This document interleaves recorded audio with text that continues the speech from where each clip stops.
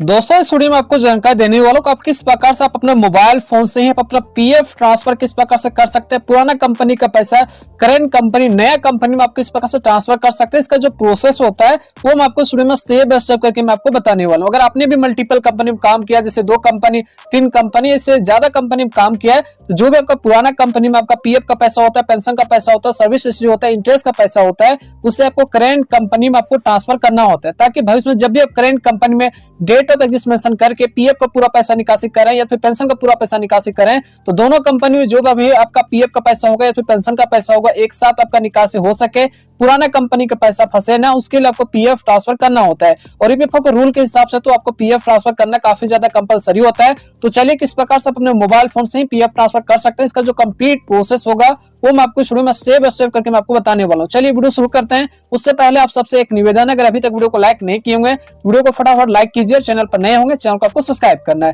तो सबसे पहले आपके मोबाइल फोन में कोई भी ब्राउजर होगा उसे आपको ओपन करना है, देन आपको सर्च बार पर क्लिक करना है, यहाँ पे आपको टाइप करना होगा यूएन लॉगिन। केवल यहाँ पे आप यूएन लॉगिन टाइप करके सर्च कीजिए, देन नीचे आइए सबसे ऊपर में यूएन का जो लॉगिन पेज का जो वेबसाइट होता है सबसे ऊपर में नजर आता होगा, तो आपको पहला ही वेबसाइट पे आपको क्लिक करना है।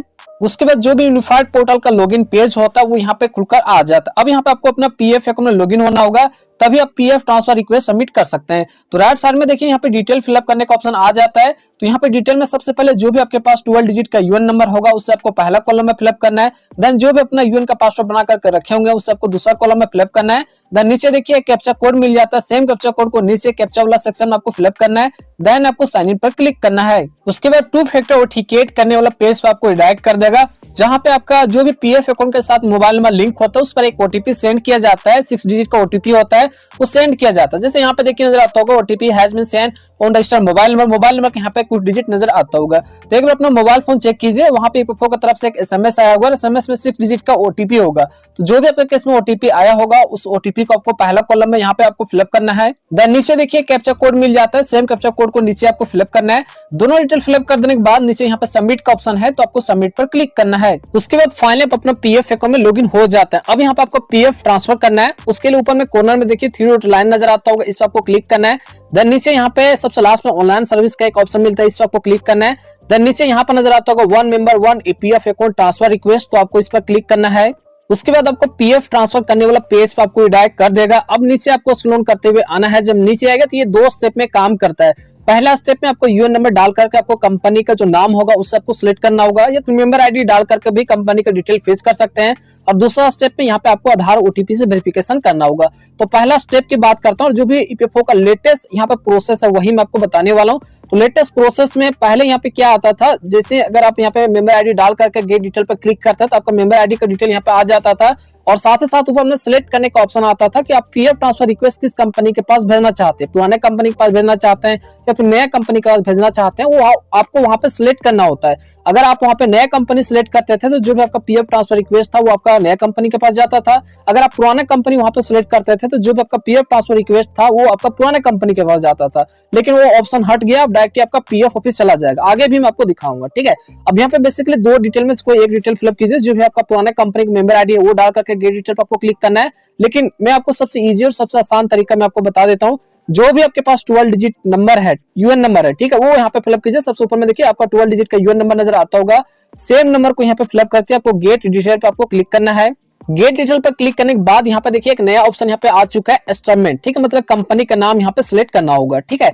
लेकिन अगर आप यहाँ पे मेंबर आईडी डाल करके गेट डिटेल पर क्लिक करेंगे तो डायरेक्टली उसी मेंबर आईडी का डिटेल शो हो जाएगा जिसका आपने यहाँ पे मेंबर आईडी डाल करके यहाँ पे गेट डिटेल पर क्लिक किया होगा, उसका पूरा का पूरा डिटेल यहाँ पे शो हो जाएगा। लेकिन वहां पे एक ही आप कंपनी का ट्रांसफर कर सकते हैं, लेकिन अगर आप एक साथ ही 2 कंपनी का पैसा ट्रांसफर करना चाहते हैं, 3 कंपनी का एक साथ ही ट्रांसफर करना चाहते हैं, एक साथ ही मल्टीपल रिक्वेस्ट आप सबमिट करना चाहते हैं, तो उसके लिए सबसे इजी है आप यहाँ पे यूएन नंबर डालिए, ठीक है। यूएन नंबर यहाँ पे हमने डाल दिया। उसके बाद नीचे देखिए सिलेक्ट एस्टमेंट, इस पर आपको क्लिक करना है। अब यहाँ पे कंपनी का नाम शो हो जाएगा। मैंने यहाँ पे 3 कंपनी में काम किया हूं तो 3 कंपनी का नाम शो रहा है। अगर आपने 2 कंपनी में काम किया होगा तो 2 कंपनी का नाम आएगा, 3 4 जितना कंपनी में आपने काम किया होगा उसके अनुसार शो होगा। अब ऊपर में जो भी आपका यहाँ पे कंपनी का नाम शो होता होगा वो आपका पुराना होगा, ठीक है। जो सबसे नीचे में जो शो होता होगा वो आपका नया है, तो पुराना को ट्रांसफर करना है नया वाला आपको यहाँ पे सिलेक्ट करने की कोई भी जरूरत नहीं है, केवल आपको पुराना को ही सिलेक्ट करना है। जैसे कि मेरे केस में 2 यहाँ पे कंपनी का नाम है, तो मैं ऑलरेडी पहला कंपनी का पैसा ट्रांसफर करके रखा हूँ, ठीक है। तो मैं केवल यहाँ पे दूसरा वाला ही ट्रांसफर करने वाला हूँ। तो मुझे यहाँ पे दूसरा मेंबर जो कंपनी का नाम है उसे सेलेक्ट करना होगा। लेकिन अगर आप एक साथ ही ट्रांसफर करना चाहते हैं, दूसरा तीसरा सभी को एक साथ ही, तो सभी को यहाँ पे देखिए बॉक्स नजर आता है, इस बॉक्स में आपको वन बाय वन करके आपको सिलेक्ट कर लेना है, ठीक है। तो चलिए यहाँ पे मैं दूसरा जो कंपनी का नाम है इसे मैं सिलेक्ट करता हूँ। उसके बाद आपको नीचे आना है। जब नीचे आएगा तो यहाँ पे देखिए कंपनी का कंप्लीट डिटेल यहाँ पे खुलकर आ जाता है, ठीक है। अब यहाँ पे सबसे पहले डिटेल में आपका नाम आ जाएगा, मेंबर आईडी आ जाएगा, कंपनी का नाम, डेट ऑफ ज्वाइनिंग और डेट ऑफ एग्जिस्ट। अब ध्यान दीजिएगा, सबसे मेन पार्ट, जो भी आपका पुराना मेंबर आईडी होगा जिसका पैसा आप करंट मेंबर आईडी में ट्रांसफर करना चाहते हैं, तो जो भी आपका पुराना मेंबर आईडी, जो भी आपका पुरानी कंपनी है, पीएफ ट्रांसफर करने से पहले आपको डेट ऑफ एग्जिस्ट मेंशन कर लेना है। डेट ऑफ एग्जिस्ट मेंशन होगा पुराना कंपनी में तभी आपका पीएफ ट्रांसफर होगा। डेट ऑफ एग्जिस्ट मेंशन नहीं है तो फिर आपका पीएफ ट्रांसफर नहीं होगा। पीएफ ट्रांसफर करने से पहले आप अपना पीएफ अकाउंट में जो भी आपका पुराना मेंबर आईडी है उसमें आपको डेट ऑफ एग्जिस्ट मेंशन कर लेना है। ये काम आपको सबसे पहले करना होगा, तभी आपका पीएफ ट्रांसफर होगा, ठीक है। तो मेरे यहाँ पे डेट ऑफ एग्जिस्ट मेंशन है। अब यहाँ पे डेट ऑफ आपका बर्थ शो हो जाएगा, देन सबमिटेड टू, जो नया प्रोसेस वो देख लीजिए। यहाँ पे सबमिटेड टू कहाँ पे सबमिट होगा, इंप्लॉयर नॉट रिक्वायर्ड यहाँ पे लिखा हुआ। इसका मतलब यही है कि जो भी अभी आप पीएफ ट्रांसफर कीजिएगा वो आपका कंपनी के पास नहीं जाएगा, कंपनी को कोई भी जरूरत नहीं है, इस पोर्शन को ही हटा दिया, ठीक है। पहले लंबा टाइम लग जाता था क्योंकि सबसे पहले आपका कंपनी अप्रूव करता था, तब पीएफ ऑफिस जाता था, पीएफ अप्रूव करता था, इसमें करीबन 1 से 2 महीना टाइम लग जाता है। लेकिन अब ऐसा नहीं है, 10 से 20 दिन 30 दिन के अंदर में ही आपका पीएफ ट्रांसफर अप्रूव हो जाएगा, ठीक है। अब उसके बाद यहाँ पे जो भी आपका यूएन नंबर है वो यहाँ पे सो जाता है। अब यहाँ पे केवल एक काम करना है, यहाँ पे देखिए बॉक्स नजर आता है, इस बॉक्स में आपको टिक मारना है, तो दोनों बॉक्स टिक हो जाएगा। अब आपको नीचे आना है, मेंबर आईडी आपको बेसिकली सिलेक्ट करना है। अब यहाँ पे आधार ओटीपी से आपको वेरिफिकेशन करना होगा, उसके लिए यहाँ पे इस बॉक्स में आपको टिक मारना है, टर्म एंड कंडीशन आपको सेट करना है, गेट ओटीपी आपको क्लिक करना है। उसके बाद जो भी आपका आधार कार्ड के साथ मोबाइल नंबर लिंक होगा उस पर एक ओटीपी आएगा, ओटीपी यहाँ पे डाल करके आपको सबमिट पर क्लिक करना है। उसके बाद यहाँ पे लोडिंग दिखा देगा, तो यहाँ पे प्रोसेस आपका हो रहा है, तो जब तक ये लोडिंग दिखा रहा है तब तक आपको कुछ सेकंड के लिए आपको वेट करना है। उसके बाद फाइनली जो भी आपका पीएफ ट्रांसफर का रिक्वेस्ट है वो सक्सेसफुली यहाँ पे यूनिफाइड पोर्टल पे सबमिट हो चुका है। सबसे पहले यहाँ पर नजर आता होगा स्टेटस कैन बी ट्रैक, यहाँ से स्टेटस चेकआउट कर सकते हैं। साथ ही साथ नीचे लिखा आता होगा the claim has been successfully submitted, तो जो भी आपका पीएफ ट्रांसफर रिक्वेस्ट है वो सक्सेसफुली यहाँ पे सबमिट हो चुका है। और स्टेटस चेकआउट करने के लिए यहाँ पे ट्रैक स्टेटस का एक ऑप्शन है, तो आपको इस पर क्लिक करना है। उसके बाद जो भी आपका स्टेटस होता है वो यहाँ पे खुलकर आ जाता है। सबसे पहले ट्रांसफर क्लेम स्टेटस, देन नीचे देखिए मेंबर आईडी, देन जो भी आपका पुराना मेंबर आईडी, जो भी आपका पुराना कंपनी का मेंबर आईडी होगा वो यहाँ पे सो जाता है। देन यहाँ पे प्रेजेंट अकाउंट नंबर, तो जो भी आपका करंट मेंबर आईडी है वो यहाँ पे सो रहा है। अब पुराना कंपनी का जो मेंबर आईडी है इससे ही पैसा निकल करके आपका करंट कंपनी वाला मेंबर आईडी में ट्रांसफर होने वाला है, ठीक है। अटेंशन थोड़ा में यहाँ पे देखिए कोई भी कंपनी की जरूरत नहीं है, डायरेक्टली आपका पीएफ ट्रांसफर आपका पीएफ ऑफिस चला गया, पीएफ ऑफिस अप्रूव करेगा, उसके बाद ट्रांसफर हो जाएगा।